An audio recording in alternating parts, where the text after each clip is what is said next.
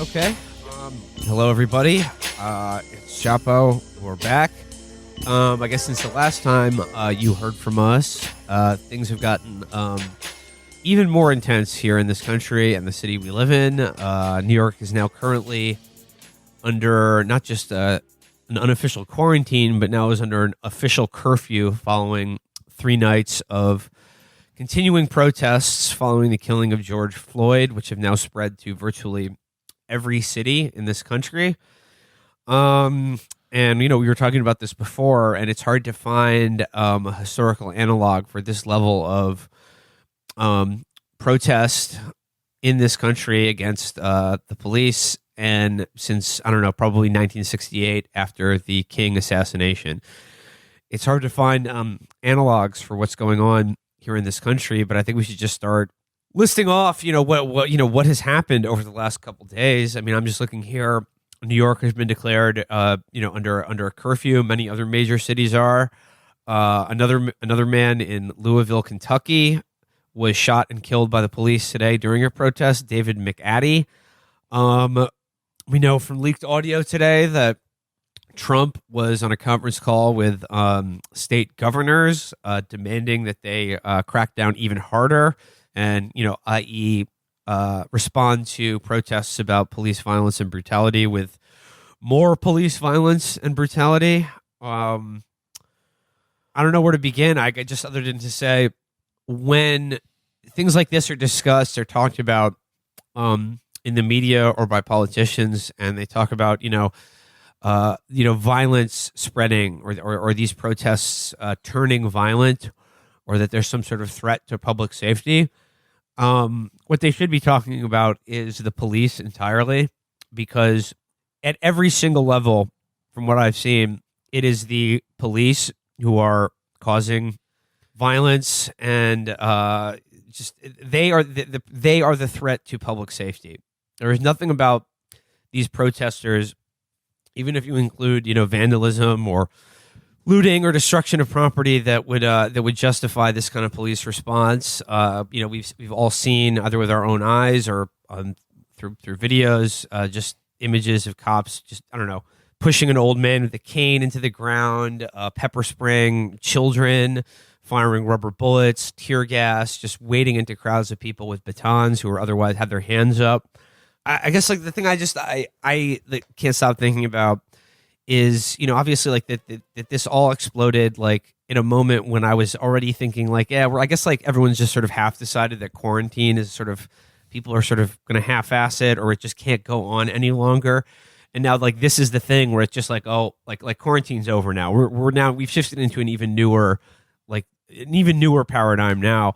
And all I can think about is just the weeks and months ago, talking to the Oakland nurse and just seeing images and pictures of healthcare workers on the front lines of coronavirus, fighting and helping people with this disease, had to wear trash bags and reuse certain masks, and were inadequately prepared, or we're just seemingly we were unable to get them any of the equipment that they really needed to treat people and fight this disease.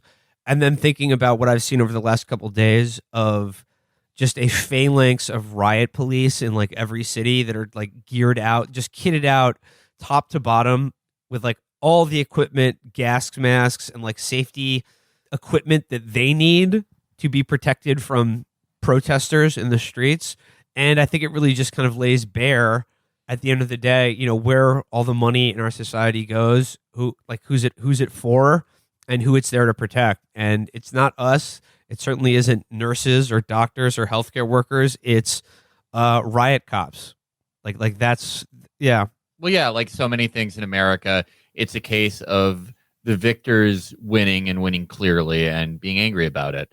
The past, I'd say 20 or 30 years of culture has just been this exercise in nonstop propaganda. Half of every fucking show on network TV and basic cable is about some hero telegenic cop risking their lives, having some wholesome sexual tension, rescuing the world from sickos. They're the only people left in American public life who get any fucking money, any fucking new equipment. Look at everything else, and then look at the cops in your city, wherever you live in America.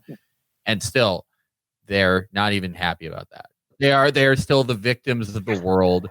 Everyone is still working against them, even though public opinion for the last 30 years, for these decades, is surprisingly kind to cops.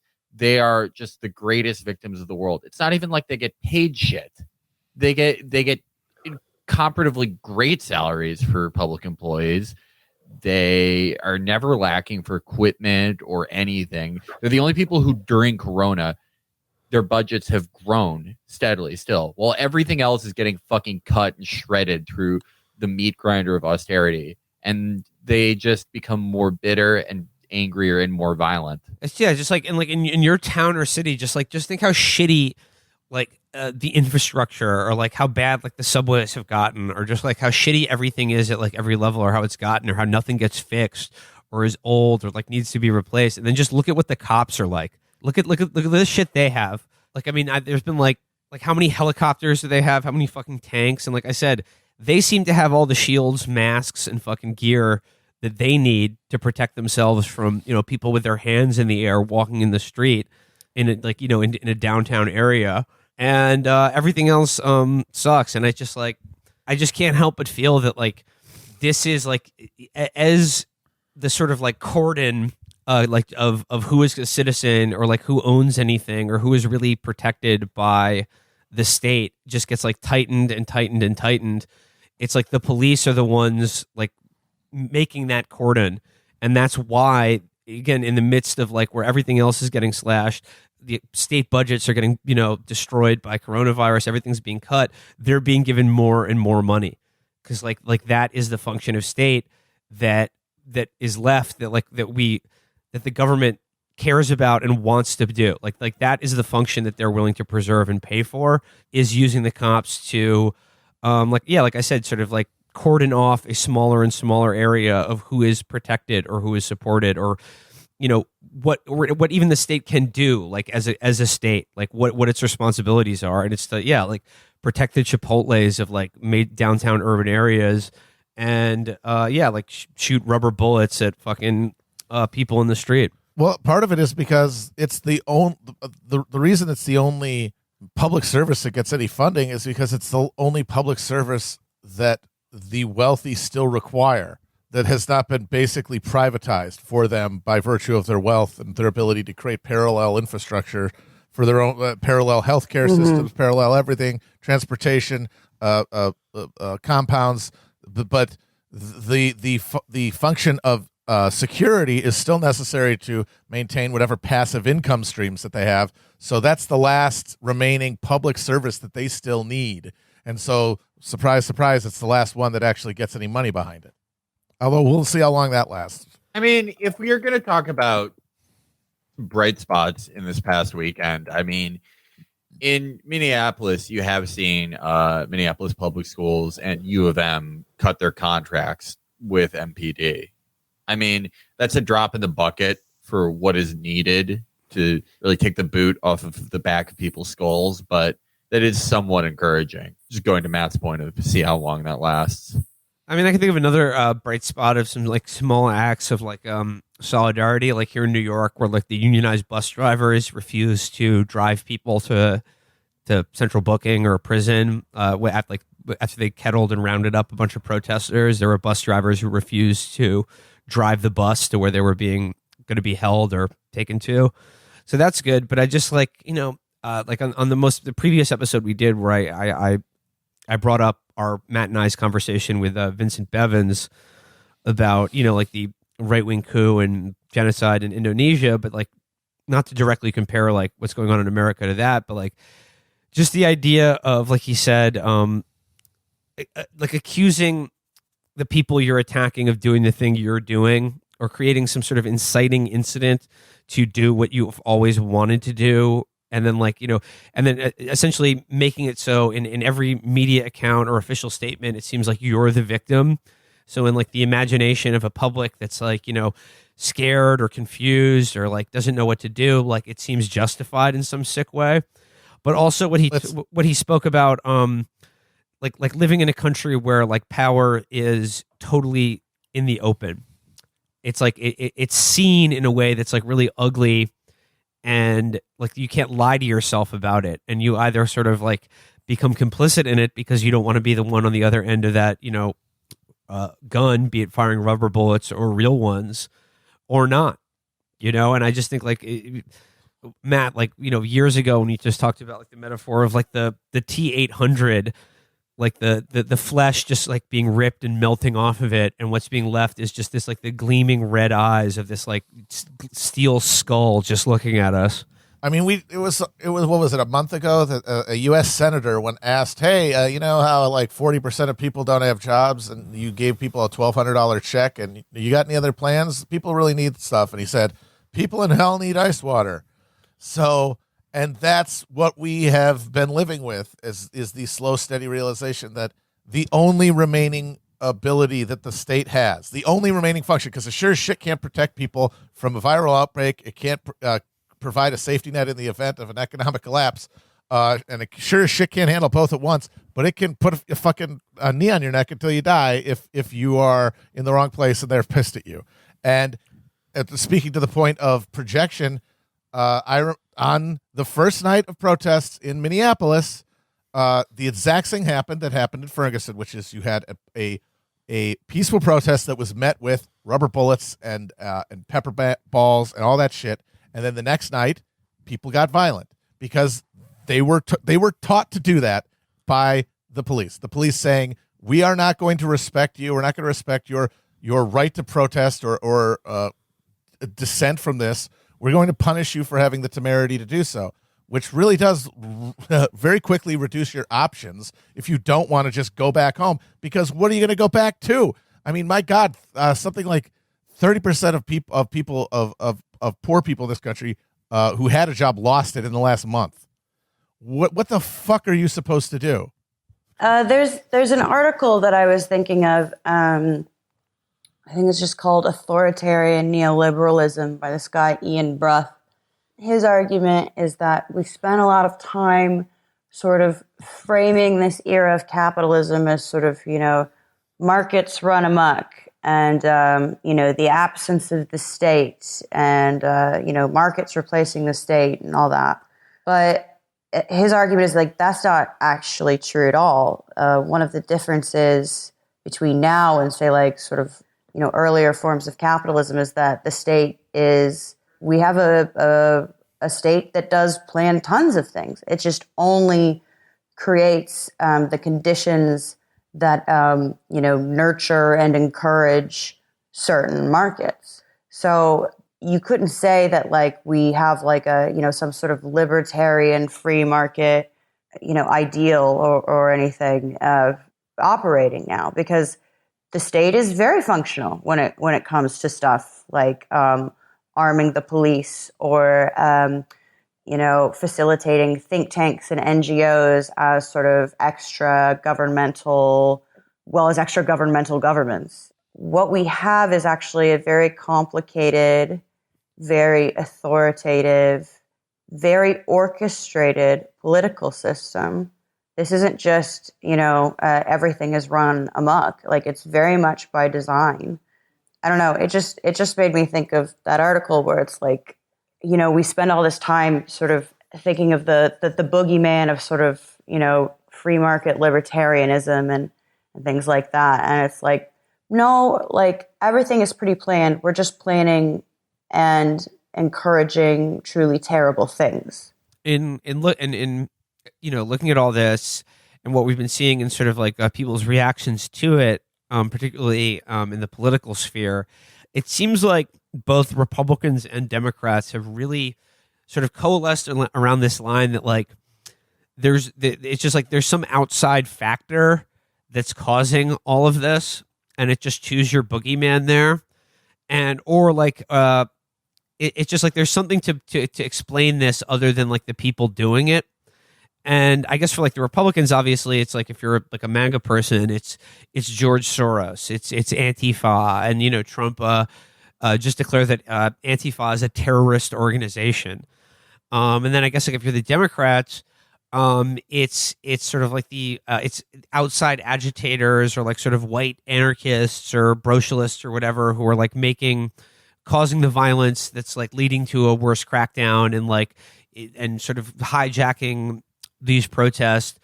Or even more perverse, I've just like the Russiagate people have gone like all in on like not just the protests themselves, but just I guess the phenomenon of police violence and racism in America itself is some sort of like planned act by Putin to like foment civil unrest in America.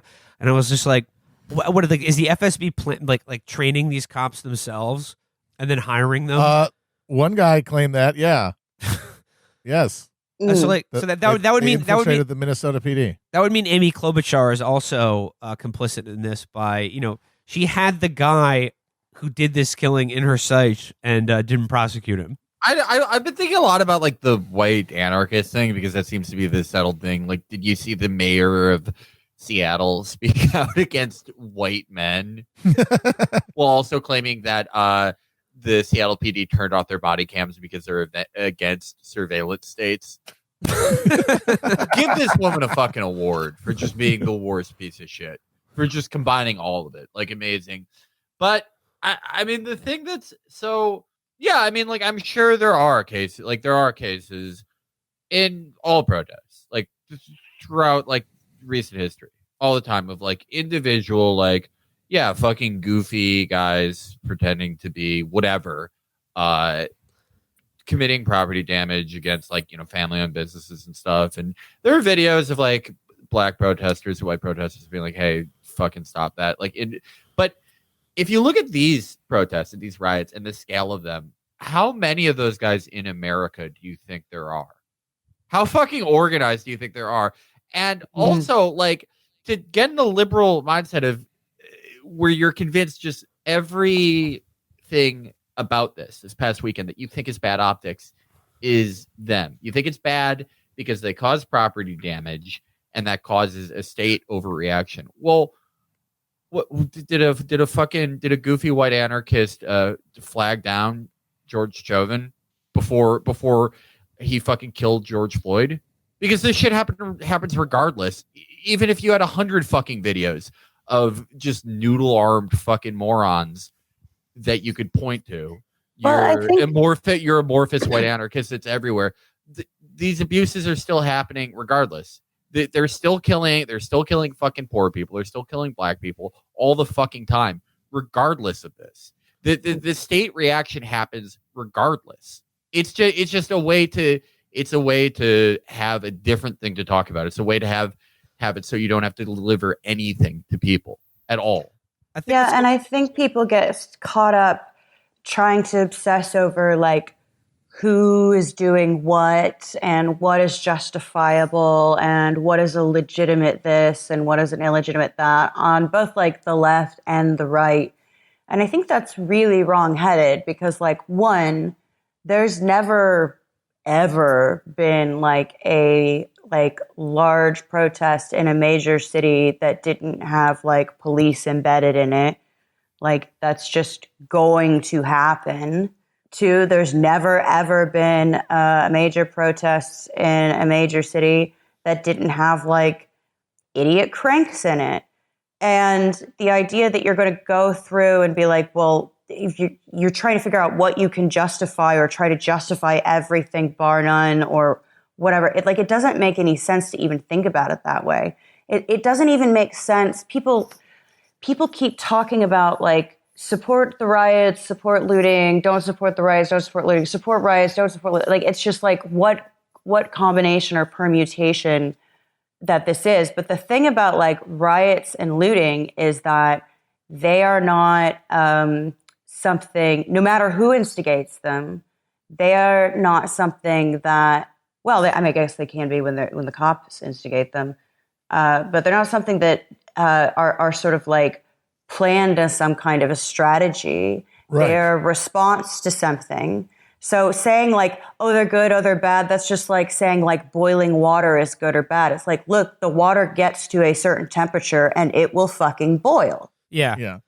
That's the thing. When you get obsessed with finding every fucking recording of every looting, you talk yourself into these impossible positions that you can't get out of, where you're like, okay, so if it's a video of what mostly white people looting, that's illegitimate. But when it's a video of black people looting, either it's legitimate or like they were tricked by some wily anarchist, they were fooled. Yeah. Or a cop or whatever, or, and if you see like a rush on Target and like there's a black person stealing XYZ or a white person stealing like a Star Wars Lego set or something like that, you go through and you're trying to like take inventory of like what is a legitimate action and what's this person's motivation and is this justified? It's like, we're so far past that because riots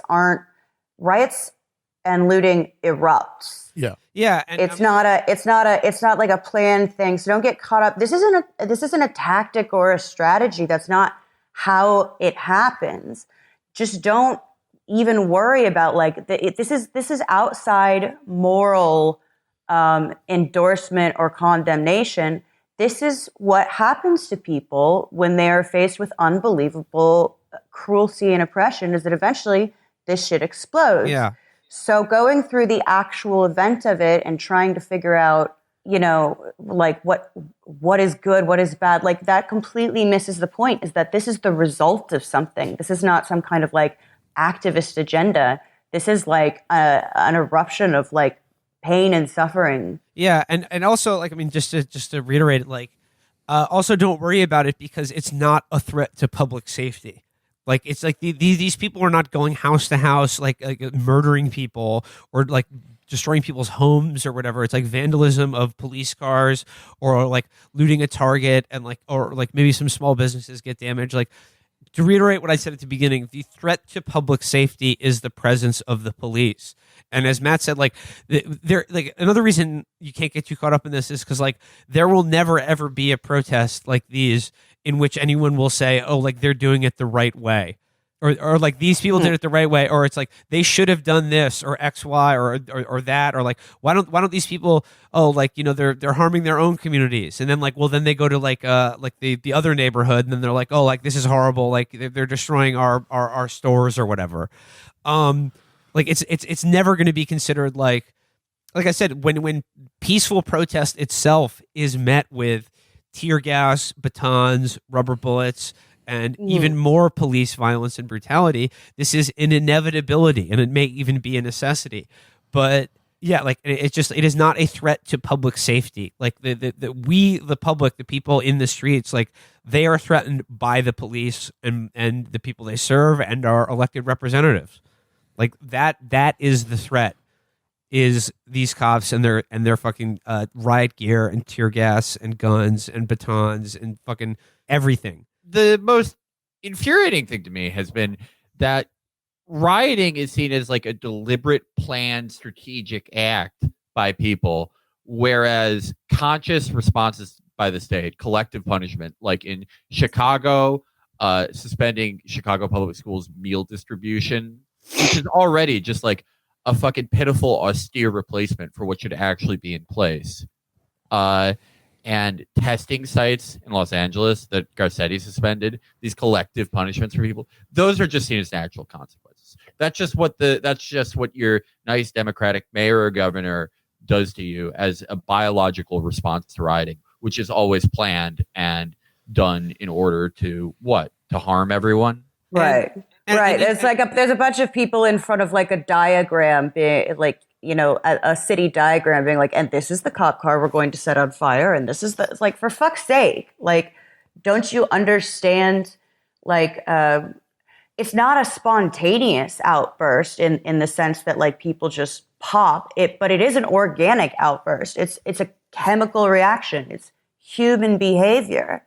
Like, this is what happens when you treat people this way. Yeah, and the other weird thing that's going on, I guess, like from the like Democratic or liberal side of the spectrum, like I'm thinking of the Minneapolis mayor, or our own mayor right here in New York City, Bill de Blasio, or just like the general, like the speed with which like the I guess like Democratic or liberal media has coalesced around this idea that like the real problem here are like, people from outside the community who are coming in and instigating violence. And then like also as a secondary caveat to that, like maybe also the cops too, is I think what's happening is that like they're in this straitjacket where because these protests and uprisings are essentially about racial justice and like the pain of black people, like they can't condemn that, obviously not.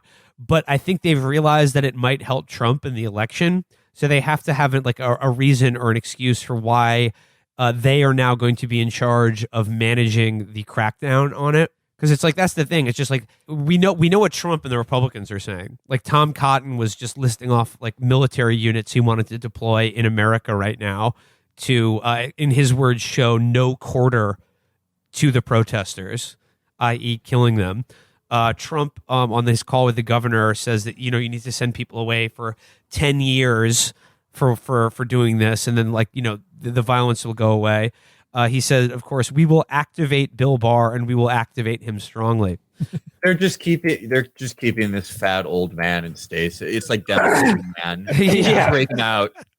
But like, but if you think about like de Blasio, who's supposed to be like as liberal a mayor as is possible to have, and who, by the way, is hated by the NYPD, what is he doing? He's fucking out there making excuses for them as well. It's just like they're saying the right words, but they're managing the same nightmarish authoritarian crackdown on their citizens, like the residents of their cities, these communities, like are their constituents. De Blasio's own daughter was arrested at a protest last night.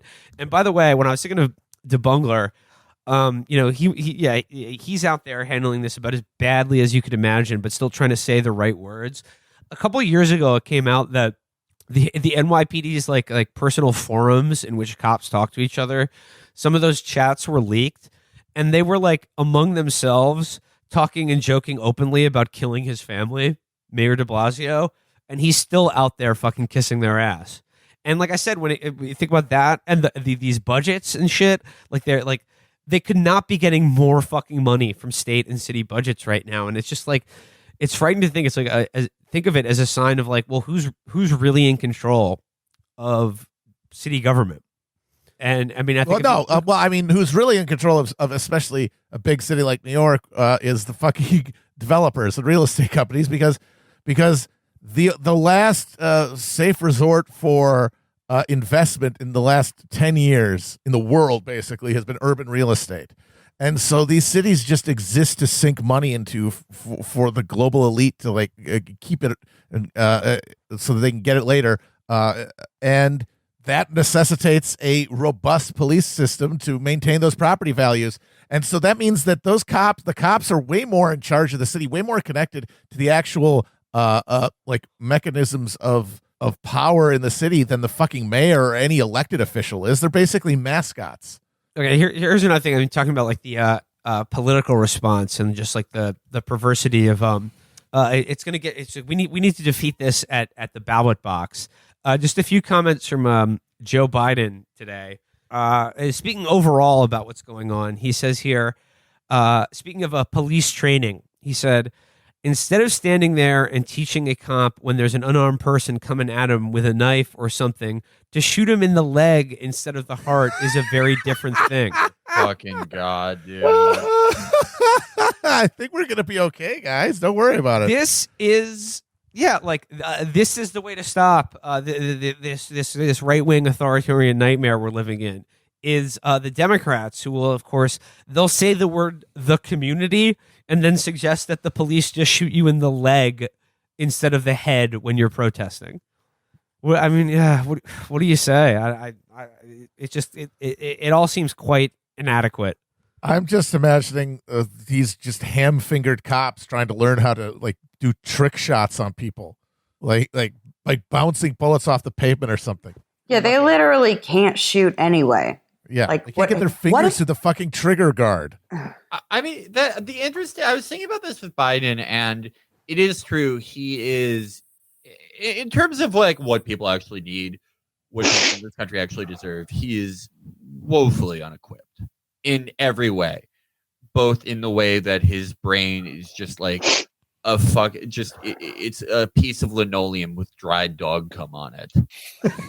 That he just can't. He gets into sentences and behaves as though he's in a hedge maze that he can't escape from, and just that he's actually behind a lot of the policies that we are seeing in action now, and we have seen for the past few decades. That he presents a completely antiquated and reactionary at the time that he entered public life point of view, but for who the new Democratic Party is, which is suburbanites who will maybe say some peons towards Black Lives Matter or some very mild criticism of police brutality, but their main thing is they don't want this to touch the suburbs, that they in fact do not ever want to think about this. They don't want to see this dominate the news. They never ever want it to become this close to them, even though they're still incredibly safe.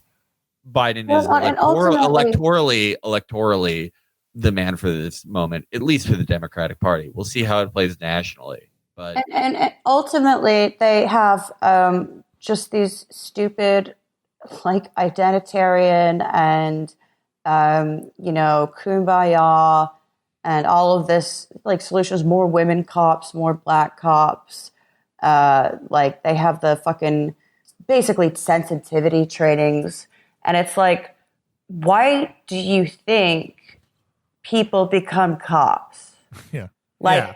I'm sure there is someone who, loved the Andy Griffith show. Not in the NYPD. Not in the NYPD.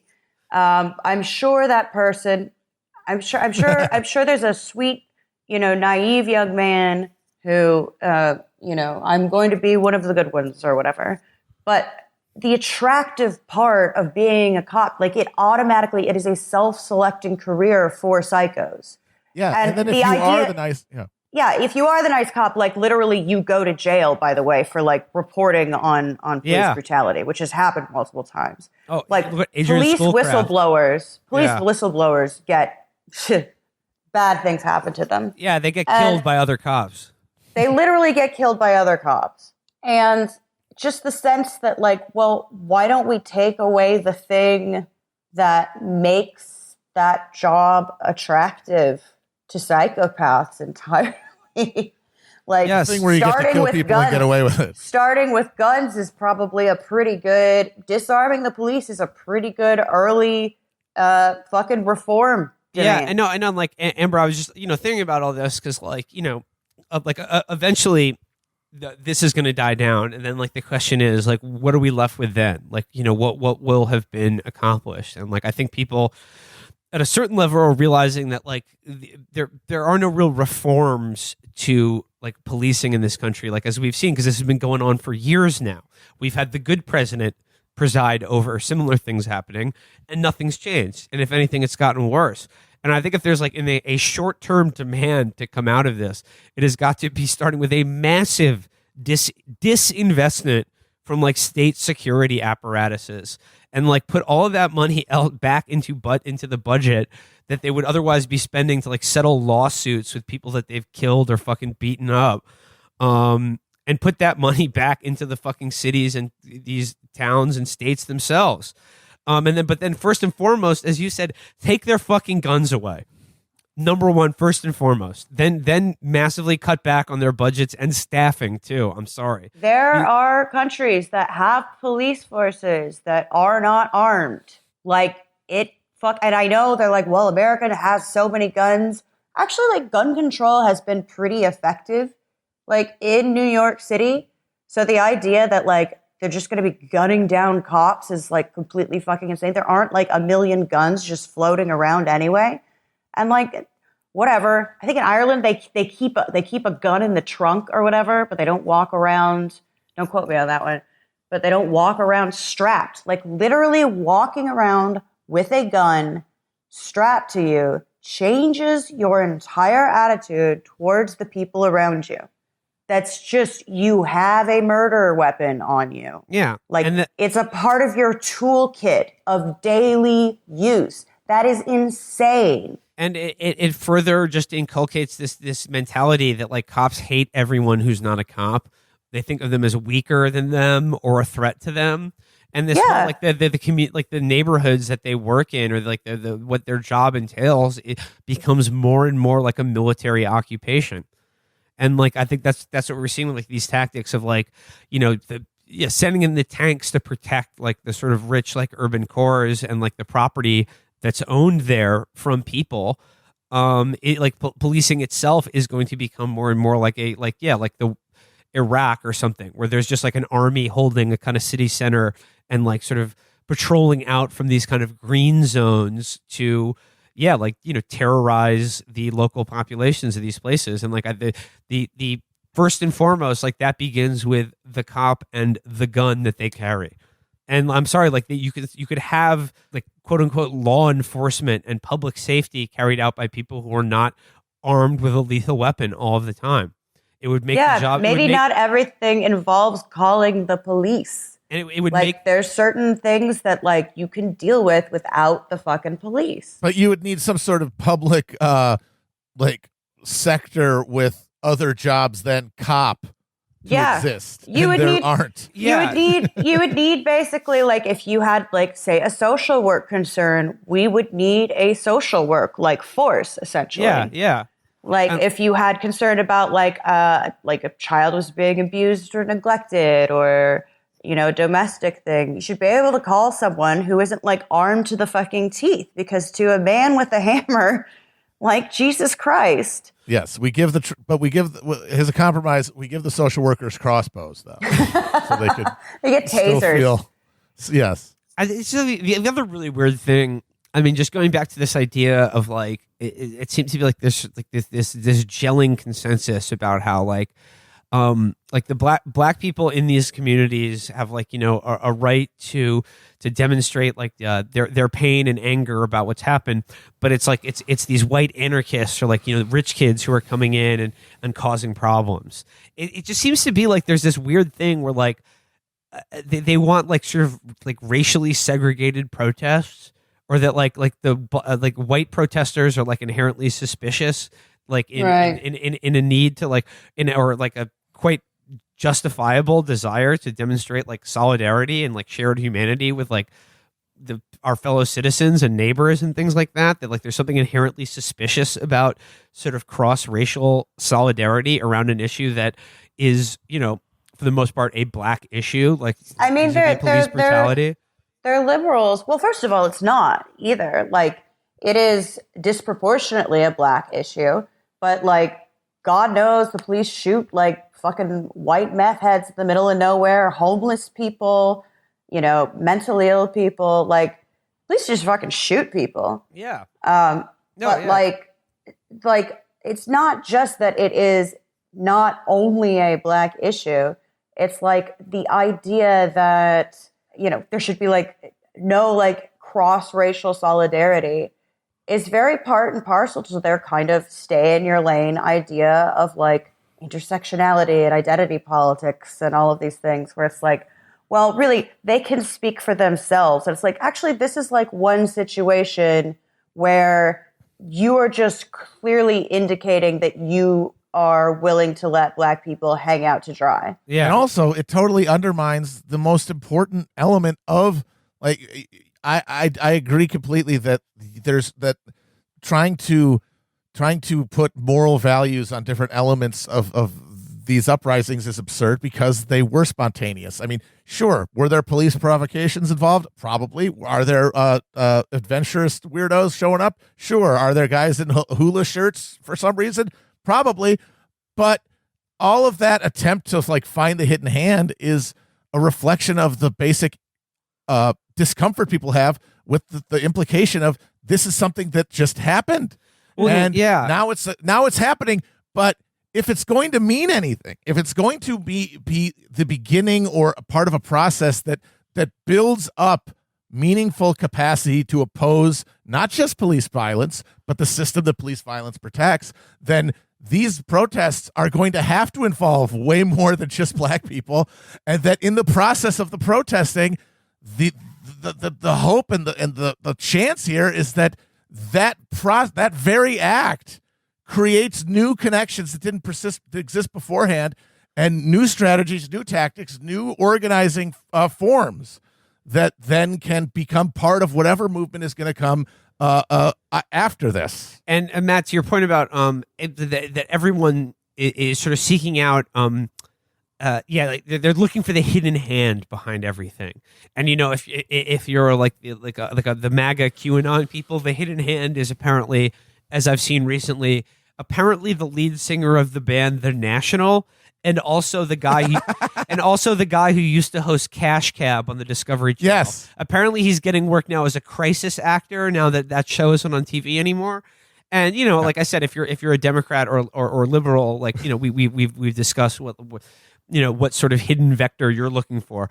But it just I have to say this though about the Q people and Ben Burgess, this Cash Cab guy. Q people love squinting at a picture of a person, assuming it's the other a different person. JFK Jr., that weird hobo who shows up at MAGA rallies, and the Pope and Frank Sinatra and Frank Sinatra. This time, I will give them credit. That piece of shit cop, he does actually kind of look like Ben Burgess. For the first time, they've actually got someone who plausibly has an even similar head shape. Yeah, of course, it's just sort of a dude who kind of looks like him. I love the favorite thing about Q things is like they think the biggest the biggest proof that the world is run by like reptilians is that they're just reusing like people who hosted a game show that lasted 3 seasons. Like they wanted anyone else, but he was the only guy who applied for the job. I love the idea of like that cop arrests you at a protest and pepper sprays you, tases you, throws you in the back of a paddy wagon, and then like your head hits the fucking floor of the car, and then like a bunch of lights go off, and he's like, "Okay, what are the following is the tallest peak in North America? Go." Yeah. How did the National one even fucking start? I couldn't figure that one out. I think that's just like, I don't know. Like you drop the cigarette on the plastic covers you keep over your couch. You've just been inhaling. Fuck. I'm just astounded that a bunch of like 75-year-old suburban retirees know what the National is. Yeah.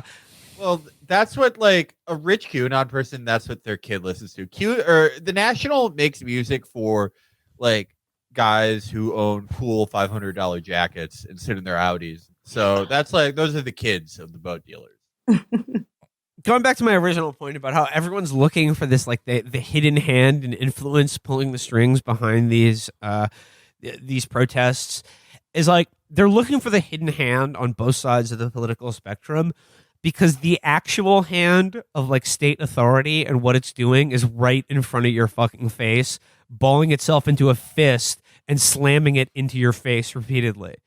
Right. It's an excuse not to look up. Look side to side, be suspicious of everyone who's maybe on your level. Just never look up. Never look at where this might have come from. Never look towards like the authorities that have instigated this entire chain reaction. And I think it's an interesting inversion of what conspiracy theories have typically been in modern American political life. Conspiracy theories often, they're just like the province of people who have no power, because most of the time, like people can kind of figure out who's fucking them over. They have a pretty good idea of it because no one hides it. It's right out in the open, and everyone's just like fucking dabbing on you. They're like, yeah, do something about it, pussy. So you have to come up with these elaborate schemes for like why everything's so shitty, why just everything in your life fucking sucks, why everything is so grim and hopeless. And you get to, sometimes very interesting things like reptilians or the LaRoche stuff. But the function is the same. It is that you have to feel like you're in charge in some ways because you were able to figure out the grand plan that's hidden. They hid it from you and you found it. But now that everything's collapsing, now that we are definitely seeing like sort of the sunset on the American empire, and Americans actually by incredible numbers not take the shit that we're used to them taking, that we're seeing the collapse of these systems, a lot of things coming to head. Not saying that we're absolutely going to get a great, perfect outcome out of everything, but that is, I think, assuredly what's happening in the broad strokes. The people in power have to create a conspiracy theory that isn't happening. That this isn't just a result of hollowing out everything to a fucking rind. That this is a result of them just letting police power go unchecked. Letting people's lives just be these miserating, fucking horrible, joyless, dour affairs. That this is what you get.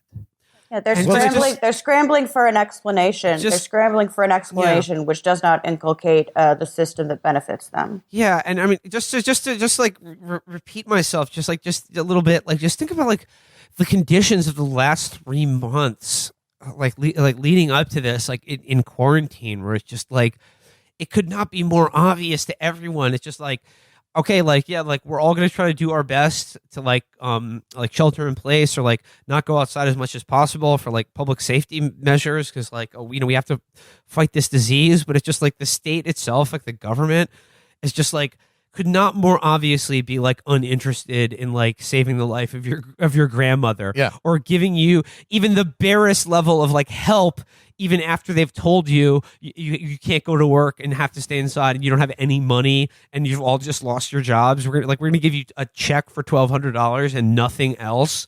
And then like, and then you look outside today and like these fucking 10,000 of like the most hot dog necked Oakley wearing morons somehow have like, are walking around in like, just like kitted out with like the state of the art gear at the drop of a hat to stop you from walking down the middle of the street with your hands up. They got the laser gun from Predator on their fucking shoulders. Yeah. Like a fucking drones in the sky, helicopters everywhere. Just like, can overnight turn your neighborhood or city into like a fucking armed encampment.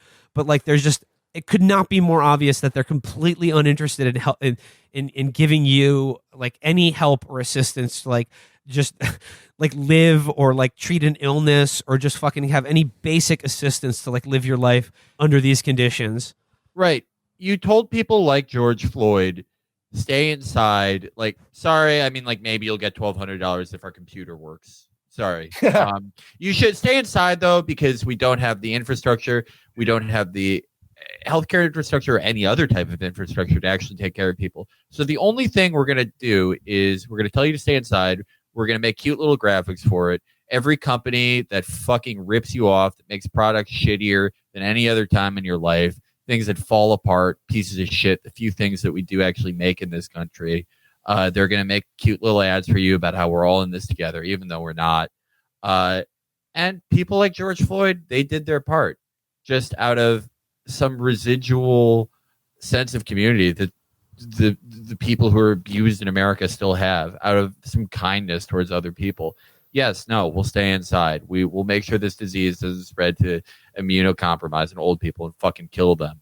And just some fucking dumb piece of shit, half realtor, half cop, just fucking kills him for being black anyway. It's just they had such a, and you wonder why, and you have to invent fucking conspiracy theories for why this is happening, for why there's fucking riots everywhere. Well, they had even Americans, you can only fucking push them around so much. Well, that's it. They had us in a nice zone for the most part. They had people.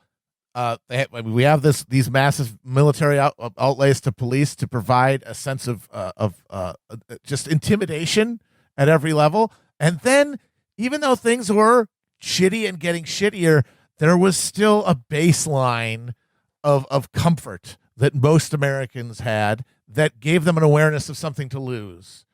And that 3 months of, you're all fired and your grandma's dead and no one gives a shit. And there is no plan to make any of this right. There's no way. You can no longer, it is harder and harder to believe that there's anything that you have now that you're going to have even a few months from now. Like the idea that you have anything that you can hold on to and it's not worth risking, that's going away because you see how it's slipping through your hands so much faster than it used to. You can no longer ignore that if I stand still, this is going away anyway. At least I could fucking like assert some goddamn humanity in the face of this thing first. I mean, like I said, they killed him for passing a bad $20 bill. That's what they'll kill you for. and they're not, and, not, and then like they give you nothing. They give you nothing else. They take everything away from you, and then they'll kill you for passing a bad 20. Yeah, it's like there's definitely a reason that you should have investment in ideas like private property and the sanctity of law and a window there's a reason we don't break windows. Why? What's the reason we don't break windows? What does it do for any of us other than keep property values up for people who don't even fucking live anywhere near us? People are rapidly approaching the nothing to lose area. I have like literally no idea what's going to happen. That's the crazy thing, because like, I mean, what I've been feeling all weekend is this kind of contraction and expansion of seeing, people asserting humanity, seeing people just saying fuck this shit and being inspired by it, but then imagining just the response, because I kind of think that a lot of these like precinct takeovers and moments where the cops all of a sudden the cops are gone and stuff gets burned down, these seem like they very well could be strategic retreats meant to justify the untrammeled level of violence that the police are just waiting to unleash. And really, or the National Guard and military now too. Right. And the question of whether they're going to get away with that is the degree to which people accept the notion that there is something illegitimate about protesting because it might involve rioting, it might involve property destruction, it might be disruptive, and that therefore people who are doing protests maybe they have it coming when they put live ammo in the guns. And so that's why this is what we have right now, is as much as it was not directed by any program, as much as it's not part of like an umbrella of organizations that are collaborating. And that's what makes it challenging to talk about things like goals when it is a relatively spontaneous coming together of people across places. But since it's happening, I mean, my God, you have to fucking support it. It is entirely incumbent, because if the degree to which they're going to put this down is the degree to which they think they can get away with it. If they think if we shoot a few more protesters, does that scare them away or does that bring more people out? If there is a turning away, if there's I deny these people because there's problematic elements of whatever, that's going to make it easier for them to do. Yeah, that is the big question in my mind. Is I began by talking about like it's hard to think of like another moment in American history where something like this has happened, and I can only go back to 1968 and what happened after the King assassination, and if what we're seeing from people here is like if not unprecedented in American history, then at least in the recent past, like something new or different or happening at an intensity or at a widespread level that we haven't seen before, then the response to that is also going to be perhaps as intense or unprecedented. And we know for sure that we're living under a completely right-wing government. Like we know what Trump thinks about this. We know what the people around him would like to do and are openly talking about, which is, like I said, deploying the U.S. military in this country to, like I said, attack its own citizens who are asserting their humanity and their just very basic right to exist and express anger at their, like I said, sadistic cruelty and oppression being carried out against them. And that is like the horrifying question is when and if they decide to load the live ammunition, and what's going to happen if they do. Everybody who sees what's happening, everybody who knows everyone who can see how this plays out, if this is allowed to be suppressed, they have to ask themselves what they're willing to do themselves to prevent that from happening. And at this point, that's scary, and that's why people get obsessed with like figuring out an ethics and figuring out what should my moral position versus this be, because they don't want to do the wrong thing. But the thing is, nobody knows what that is. Nobody knows what to do other than to be there, to do what you can. The one thing that I would say, though, is that we have to think past the point of, like, we do have to think what is going to be the strategy, because, again, like, protest is a strategy, but it has historically not been a very effective one. Like riots, looting, things like that, they've happened, but like nothing happened after the Watts riots.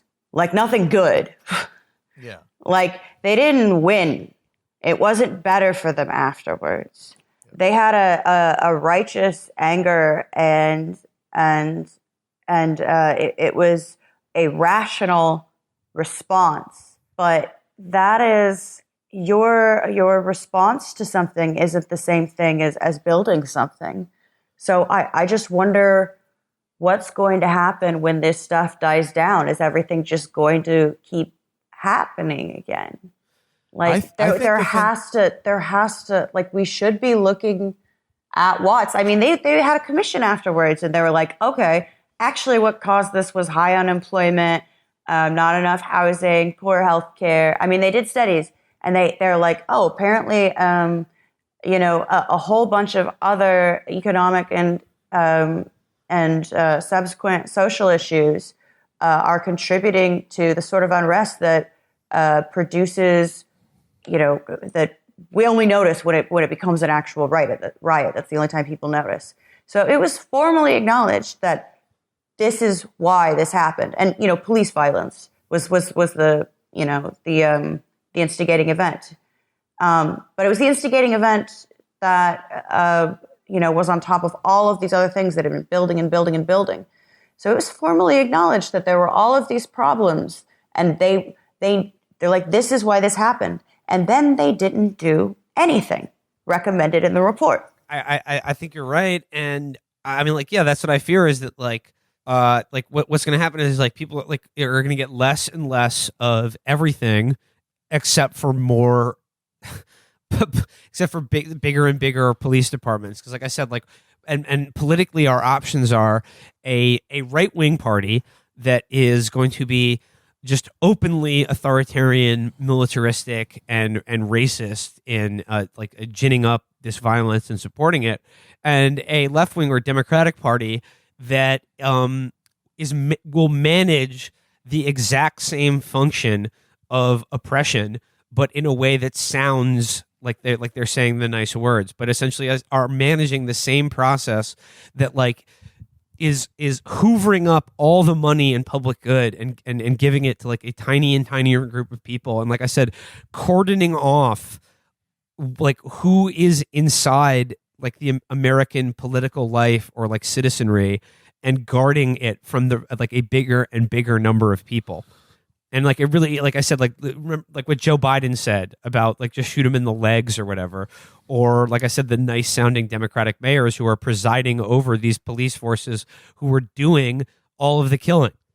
Like they're auditioning to manage the same process of like just this horrible contraction of like money and possibility as property and possibility are just hoovered up by the capital consolidates in itself in such a way and just sort of, like I said, creates a wall around itself that includes fewer and fewer and fewer people that need to be protected from more and more and more people. I would say that the hope I have that this is not going to be a Watts remake is one. This is an unprecedented crisis moment. I mean, in terms of, the economy is collapsed and it's not going to be uncollapsed anytime soon. There is still a pandemic happening, as much as it was easy to forget that this week. And also that this is persisting. That even that in instances like the past, in the recent past, when you've had this kind of situation, there becomes a point when once the property damage starts, once things get hairy, there is that big public revulsion to that. There's sort of a reactionary media framing to the horror of rioting, and then there is sort of a freeze or a eventual sort of tapering off in the face of this shaming, essentially. But that hasn't happened yet. It doesn't. It really seems like that trick, that tool from the toolbook of demobilizing popular resistance is not as effective as it used to be, because people don't give a shit anymore. The norms the notions that they're appealing to do not persuade. The idea of this is your community, these are your stores. Well, that's not what happened. That's not what happened with Watts either, though. It lasted for 6 days, and it let up because it was one city, though. Because they arrested 3,438 people in one city. But this is not one city. I mean, that's the fact that it keeps moving and doubling back and kind of pulsing instead of tapering. I agree that it's different, but I'm saying we can't be triumphalist about it. Well, certainly I'm not being. What I'm saying is that the possibility exists in that dynamic of as protests continue, that work of creating deliberative processes that builds a program can happen because of it persisting over time. Organizing has to get more intricate as resistance from the police gets more intense too. That's the hope, anyway. I don't know what's going to happen, and none of us do. No, but I think that there is a real chance here that we all have a responsibility to try to participate to the degree that we can, what we think possible in exploiting. I just think, like for Amber, for your point, like it's a mistake to be triumphalist about this, to be kind of giddy or excited about the possibility of urban insurrection and violence. But I think people need to be sober, serious and clear-headed about this. And also courageous, I guess, or just courageous in their own physical self, but also courageous in their concern, their care, and their actual protection of strangers and their neighbors and the people around them as they stand up and assert themselves in the face of really what is a really terrifying apparatus of state violence and oppression. Yeah, and a little bit careful because there are cops out there. Oh yeah, I mean, they embed. They literally do. We know that they do this. Be fucking careful. There are spies among you. Yeah. Just please try to be wary of anyone around you who's just hello, fellow socialists. Would you like to do some crimes with me against the state? Yes. Be careful. Yeah. Would you like to purchase some guns or explosives with me? Hey, help me vandalize this piece of property, gang. Sir, permission to Photoshop Gritty operating a guillotine. Sir, I'm requesting tactical evac 2 ratio. Jonathan Chait, score Coggins. That's a 10-4. You should delete this, my dude. This is, I'm sure, going to continue for the very immediate future, and I think as morally serious people, we, to the extent that we have a responsibility to help and just show solidarity in any way possible. I think we will continue to probably share.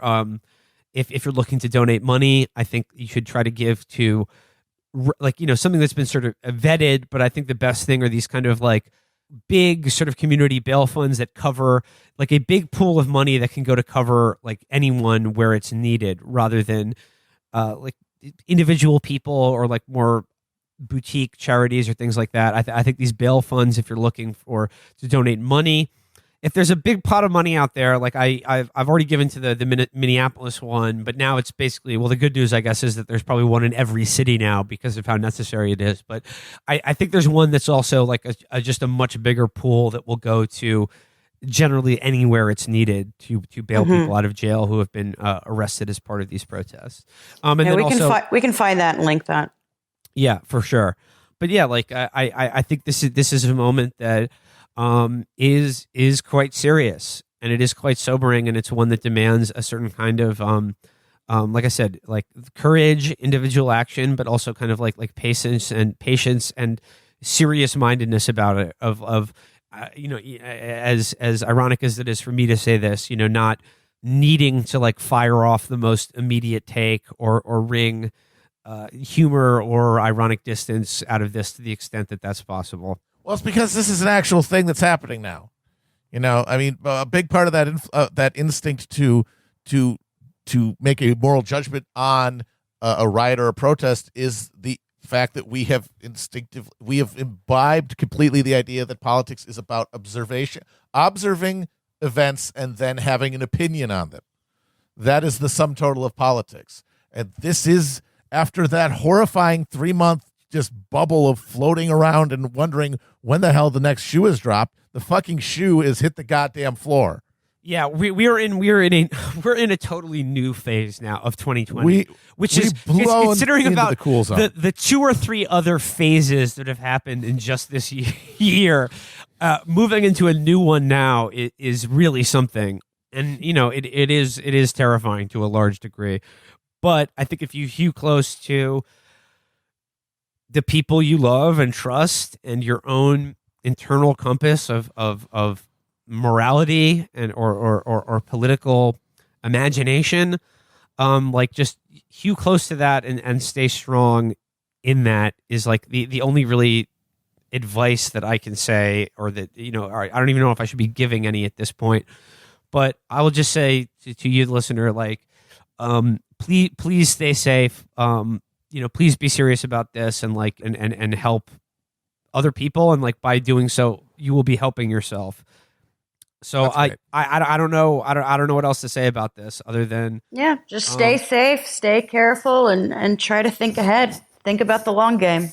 And what makes that easier is if you're not trying to squint at the internet to make the 3D magic eye poster pop into life. You be in the real world. A lot of these questions become a lot easier to understand in the moment than they do when you're trying to step back and make sense out of a swirl of information, half of which isn't even true. yeah, exactly.